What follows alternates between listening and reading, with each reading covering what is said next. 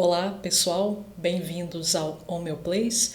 Hoje nós vamos retomar o estudo de nossa matéria médica, agora com um hiper, mega, ultra policresto sulfur. Sulfur é considerado o medicamento mais correlato ao cerne do miasma da psora. Portanto, ele também é conhecido como o rei dos antipsóricos. No entanto, Schouten nos relata, no seu livro Homeopatia e os Elementos, que de maior parte dos casos clínicos que ele já atendeu, ele consideraria que sulfur foi uma indicação realmente feliz em apenas 20% daqueles casos. Esse excesso de prescrição desse medicamento é não apenas pelo fato de sulfur ter muita relação com o miasma psórico, e a psora realmente é o alicerce de todos os demais miasmas, mas também porque sulfur, como vocês vão perceber logo adiante, sulfur rege as demandas do ego.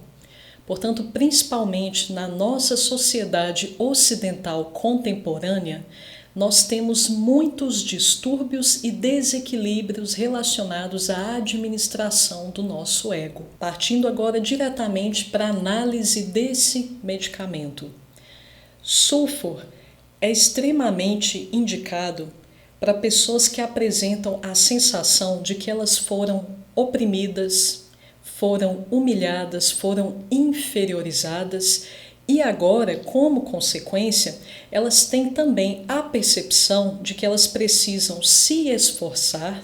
Esse termo é uma palavra-chave porque o indivíduo sulfur, inclusive, ele vai mencionar a palavra esforço, provavelmente em diversas ocasiões.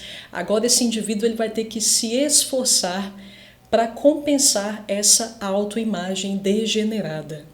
Então é aquele indivíduo que se sente rebaixado e, portanto, ele sente que precisa vencer em algum aspecto.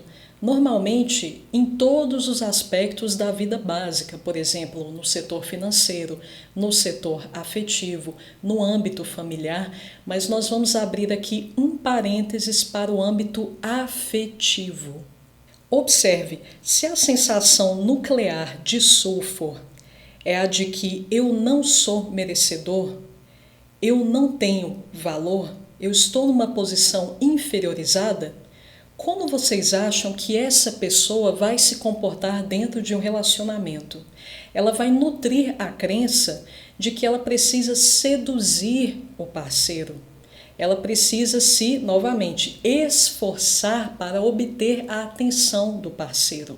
Então, o indivíduo sulfur, dentro de um relacionamento, especificamente afetivo, mas nós também podemos estar falando de relacionamentos gerais entre amigos, entre irmãos, mas o enfoque majoritariamente da personalidade sulfur é no âmbito afetivo.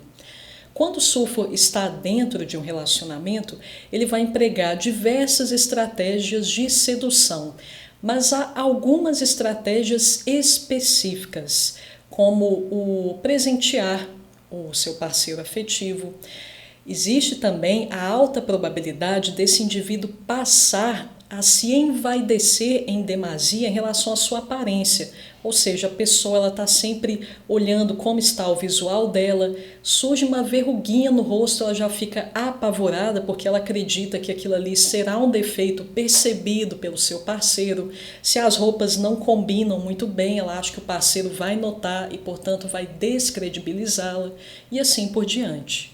Eu enfatizei, pessoal, o âmbito afetivo porque nós temos também outros medicamentos cuja temática são as relações humanas. Nós temos, por exemplo, fósforos, só que de acordo com Schouten, fósforo se diferencia muito de sulfur porque fósforos ele busca um relacionamento superficial com várias pessoas. Por isso, com várias pessoas, porque normalmente essas relações elas vão ser apenas no nível bem superficial, elas não vão ter tanta profundidade. Já Sulfur, ele procura a interação, o relacionamento, mas no âmbito muito mais profundo, numa instância muito mais profunda. E isso só é possível, tende a ser possível apenas com seu parceiro afetivo ou com mais algumas poucas pessoas. Ainda dentro do universo afetivo, segundo Schouten, o indivíduo Sulfur ele pode negligenciar o parceiro, ou seja, ser o agente ativo aqui da negligência, ou ele pode ser aquele indivíduo que é negligenciado, ele percebe a negligência, ou seja, é o agente passivo nessa relação. O indivíduo Sulfur que negligencia o parceiro, geralmente ele vai negligenciar no sentido afetivo, ou seja, ele deixa realmente de dar tanta atenção ao parceiro em relação ao início do relacionamento, ou então ele pode negligenciá-lo no sentido de não se cuidar mais.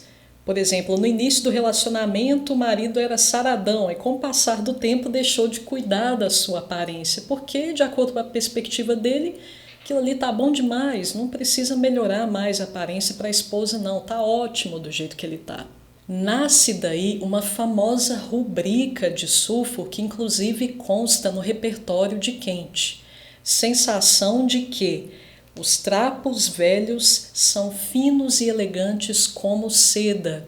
Então existe essa distorção em relação à própria aparência, ou seja, mesmo em farrapos, sujo muitas vezes, num péssimo aspecto, o indivíduo Sulfur ainda pode se considerar merecedor de uma troca afetiva, mesmo não podendo muitas vezes entregar uma aparência da qual a sua esposa seria digna. Vamos agora ao indivíduo Sulfur que se sente negligenciado. Nessa posição, o indivíduo Sulfur ele pode ser, por incrível que pareça, um indivíduo mais ciumento da matéria médica, mais muitas vezes, dependendo do caso, que a própria laquesis, que os homeopatas geralmente correlacionam muito com ciúmes. Só que nessa posição, se Sulfur se sente desprovido de cuidados, desprovido de atenção, então começa a gerar ali em seu âmago a carência. E lembre-se que o indivíduo Sulfur ele já se sente dessa forma de antemão. Então a negligência que ele está recebendo apenas confirma e agiganta ainda mais a sua crença de que ele é de fato inferior.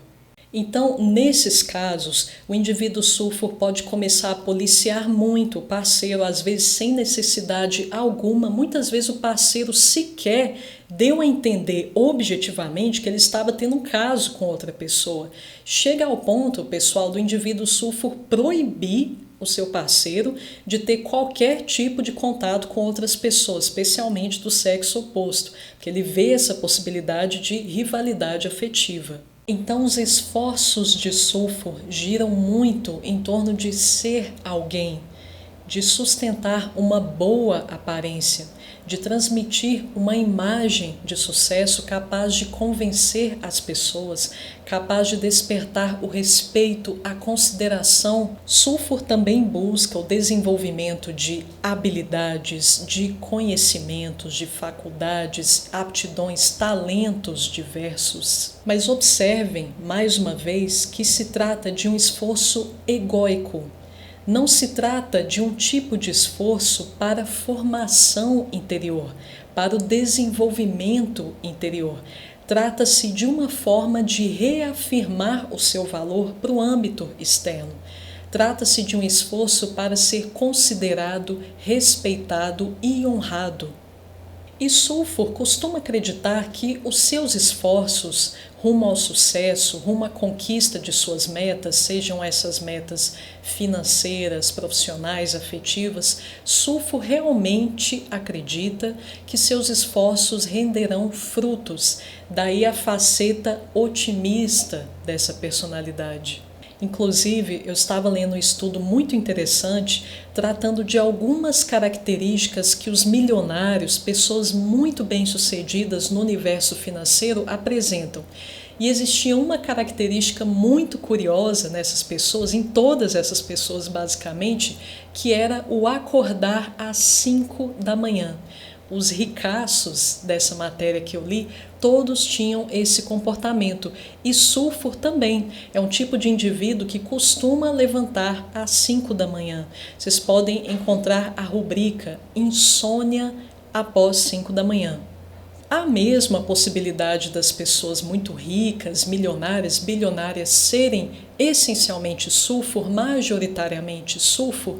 Sim, é uma forte possibilidade, tendo em vista que de fato são pessoas esforçadas, elas vão se esforçar para obterem a consideração social, a consideração afetiva, e de fato o sulfur apresenta também um grande medo da pobreza, da ruína material, da ruína financeira. Sulfur tem um certo receio de passar necessidades, principalmente a nível material.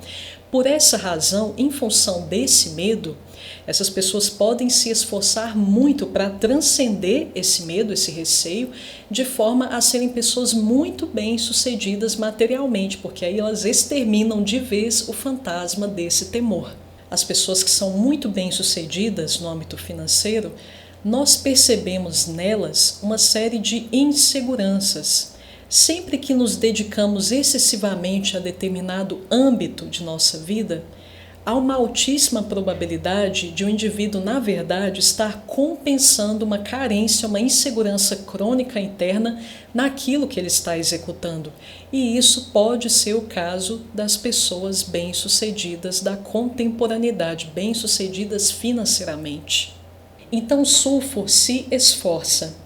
Ele vai se esforçar para provar a si e aos outros que a sua crença acerca de sua inferioridade está equivocada, que ele a transcendeu.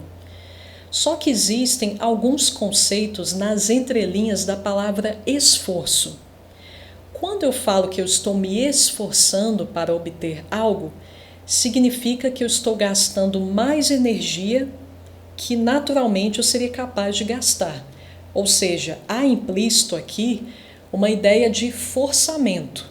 Se eu estou forçando, isso é antinatural.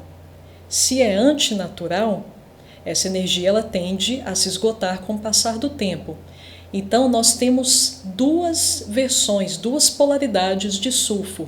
Sulfur que tem muita energia para usar nos seus esforços e sulfur sem energia. Ele já se esforçou tanto que chegou no ponto de esgotamento. O sulfur esgotado é o sulfur indolente, ou seja, aquela pessoa que ela não se sente mais motivada para lutar pelo que almeja. Ela já aceitou aquela condição de, entre aspas, desgraçada. Inclusive, esse termo é possível que os pacientes sulfur utilizem, se sentir desgraçado. Isso consta, inclusive, no próprio repertório de Kent, exatamente com essas palavras, sente-se desgraçado. Então, ele se entrega a essa condição, deixa de lutar.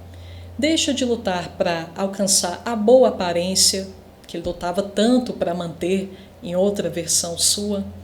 Deixa de cuidar de si.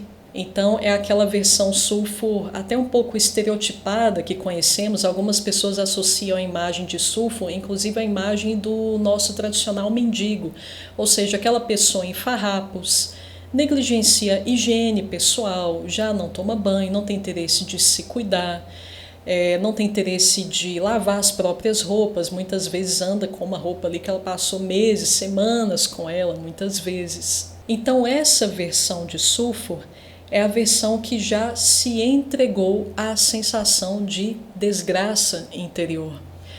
Sulfur, o Evangelho cita um caso clínico de sulfur, não me lembro agora em qual vídeo do canal dele ele trata sobre esse caso, mas ele diz que tratou exatamente uma senhora que vivia nas ruas, porque muitos vizinhos estavam reclamando que ela sempre dormia na casa de um, de outro, sempre pedia para ficar na casa ou de alguém ou de outro conhecido, enfim.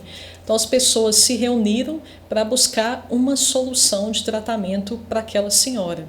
Ele não contou o desfecho do caso, mas é muito provável que após o tratamento essa mulher tenha se fortalecido, recuperado a sua motivação para se esforçar rumo ao alcance de uma condição de vida melhor. Pessoal, os elementos que estão ali na família 16 da tabela periódica, ou seja, oxigênio, sulfur, selênio, telúrio e, se eu não me engano, ao polônio também mais abaixo. Esses elementos, todos eles são regidos por uma sensação em comum. Eles são regidos pela sensação de que perderam um direito básico de sua existência, pode ser o direito de obter afeto, o direito de ser respeitado, considerado, enfim. O que vai variar aqui é a temática dessa perda. Mas todos eles têm essa sensação de que perderam a sua dignidade em algum nível. E esses indivíduos eles vão buscar, mediante atitudes compensatórias, angariar atenção alheia para a condição deles. São pessoas como Schouten e Shankaran também utiliza muito esse termo, são pessoas demandantes. E essas pessoas, pessoal, elas tendem a ser um poço sem fundo em relação a chamar atenção para si, porque elas sentem que perderam, mas o sentimento vai um pouco além da perda. Elas sentem que perderam e sentem que elas não vão conseguir reverter o quadro. Então, por mais atenção que elas obtenham, por mais favores que elas obtenham, elas tendem a não se satisfazerem. Por isso que eu utilizei esse termo, poço sem fundo. Há um sentimento de perda, mas o mais grave aqui é que há a sensação de que essa perda não pode ser superada. Eles jamais a compensarão. Há o sentimento de perda, mas é um sentimento de perda tão profundo que existe também, paralelamente a isso, a sensação de que eles não vão conseguir retomar a antiga posição. Então existe aqui também a aceitação de que eles estão, de certa forma, condenados àquela condição. E Sulfur também apresenta aquela faceta do filósofo, do teorizador, da pessoa que persegue os porquês. Mas nessa filosofia, nessa faceta filósofa de Sulfur, existe um quê de uma tonalidade nostálgica, como Schouten diz, inclusive. Sulfur começa a pensar acerca de como era no passado e considerando o passado como poderia continuar sendo hoje em dia. Ele não consegue entender muitas vezes por que aquela atmosfera mágica do passado não pôde se transferir para o momento presente. Pensa muito acerca do porquê as pessoas são como são, o porquê que o seu parceiro afetivo é como é.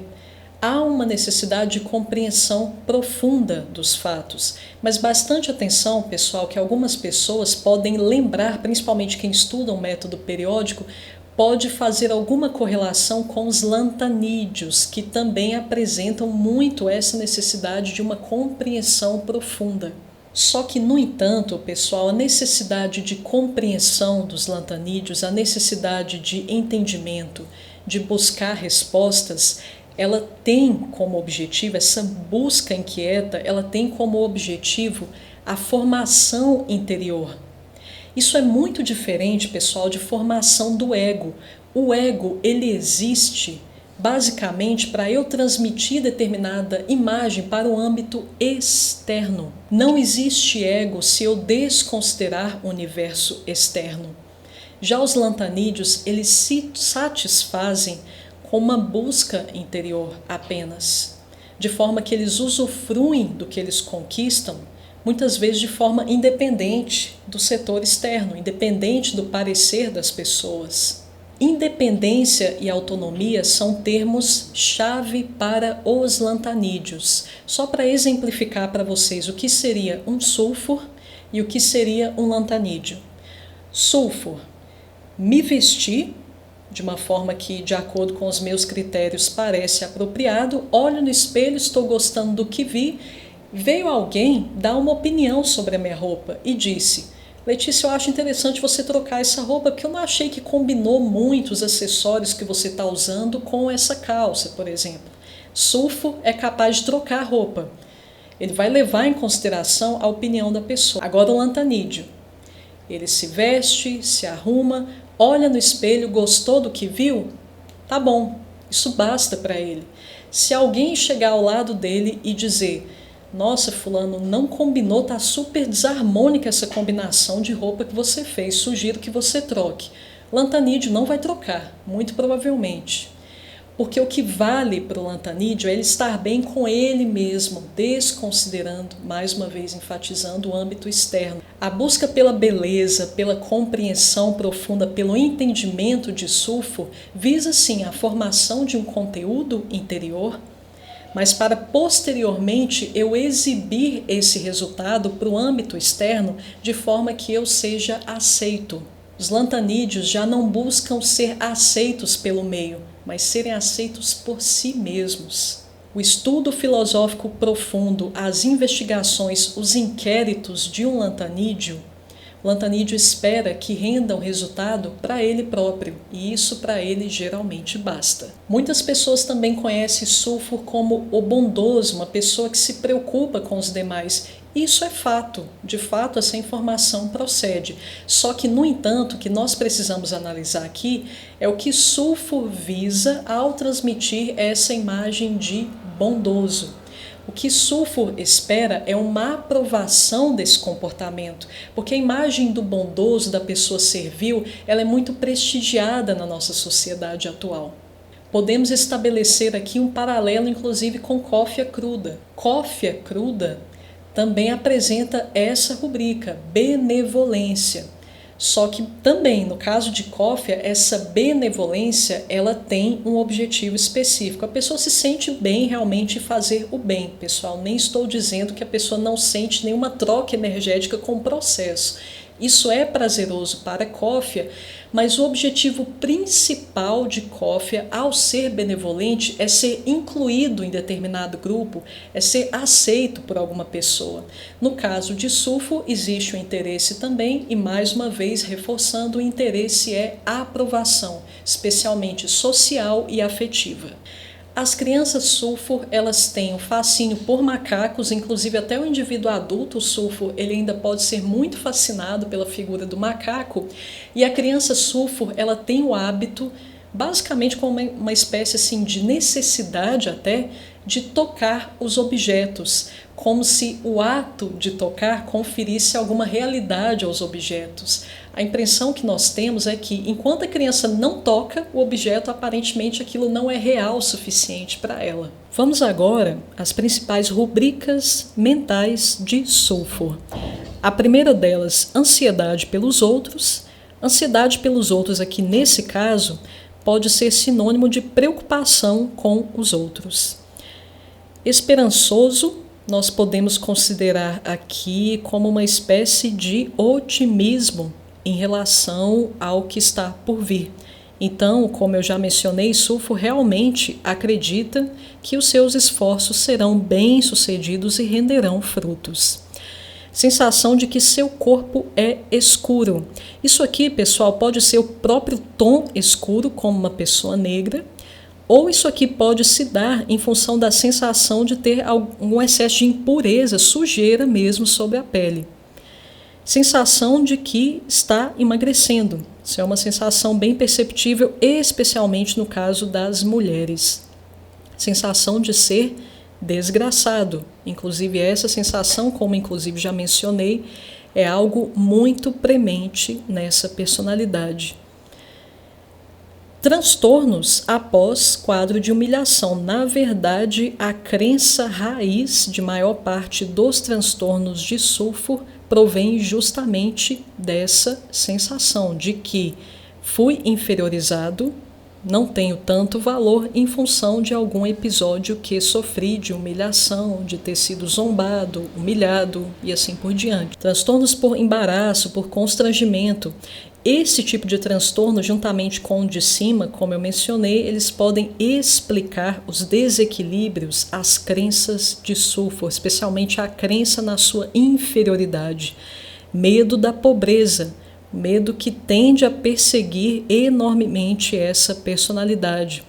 Fala de negócios. A personalidade Sulfur pode falar muito de negócios, especialmente porque o universo financeiro é uma das formas de afastar essa possibilidade da pobreza de forma geral. Sensação de que os trapos que está usando são finos como seda, ou seja, aquela distorção em relação à autoimagem.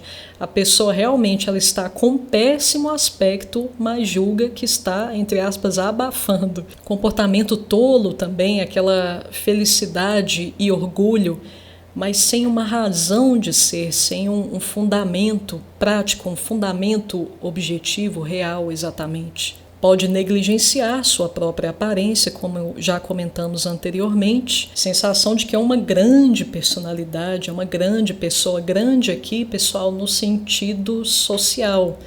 Ou seja, pode ser sim que essa sensação, ela inclusive corresponda aos fatos. Ou seja, a personalidade sulfo se esforçou a tal ponto que, de fato, conseguiu atingir uma boa posição social. Sensação de riqueza, isso também pode corresponder à realidade, mas também pode se transformar numa espécie de delírio, ou seja, é uma pessoa pobretona, digamos assim, mas acredita que é justamente o contrário.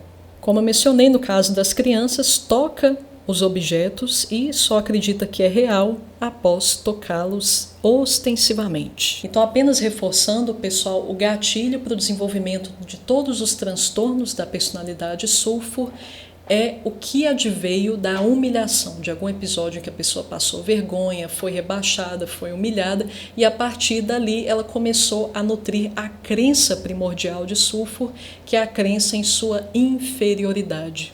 Lembrar, pessoal, que sulfur também é averso à feiura, à sujeira. Sulfur aprecia muito o que é harmônico aos olhos, o que é belo. Isso pode apresentar também a sua variante oposta. Mas, no geral, sulfur não apresenta apenas conexão com o que é belo, mas chega a ter medo de sujeira, medo do que é feio aos olhos. Sulfur pode ter pesadelos quando dorme de costas. Há muitas pessoas, pessoal, por incrível que pareça, que elas têm pesadelos quando dormem nessa posição aqui, ó, com o peito para cima. Vamos agora a algumas queixas físicas, clínicas de sulfur. Sulfur apresenta transtornos, queixas migratórias. Então, se, por exemplo, o sulfur sente uma dor, essa dor daqui a pouco ela já está em outra parte do corpo. Isso também se dá muito, pessoal, é realmente muito perceptível nas coceiras. Sulfur começa a coçar um pouquinho a pele no braço, daqui a pouco aquela coceira já está no ombro, daqui a pouco está no pescoço, enfim. As queixas, elas são migratórias, mudam, se transladam. As secreções de sulfur, elas são muito mal cheirosas, elas têm um odor muito ofensivo. Elas podem lembrar ovo podre, porque inclusive o odor de ovo podre, ele contém um sulfato na sua composição. Sente uma espécie de vertigem em lugares altos. A catarata de sulfur, ela pode se restringir apenas ao seu olho esquerdo. São pessoas que desejam não apenas doces, mas também gorduras, gostam de comer carnes. A pele de sulfur, ela pode rachar no inverno. São pessoas também que gostam muito de comidas bem condimentadas, bem temperadas. Alguns podem, inclusive, desenvolver uma certa predileção por comida crua. Os indivíduos sulfur também podem desenvolver muitos transtornos cardíacos e valvulares em geral. Transtornos de pele, que a pele é realmente um grande tropismo de sulfur. Os transtornos de pele de sulfur, eles podem coçar, mas a grande maioria também tende a liberar uma espécie de pus amarelo. Pessoal, muito obrigada por terem me acompanhado até aqui. Aguardo vocês no próximo vídeo, retomando o nosso estudo do Organon. Se você gostou desse vídeo, curta, compartilhe e recordar vocês de que o Homeoplace agora apresenta o seu próprio grupo no WhatsApp, o Healing Place. Desejando sua inclusão, basta me enviar um e-mail nesse endereço que consta na descrição desse vídeo, solicitando a sua inclusão. Um forte abraço a todos e até a próxima!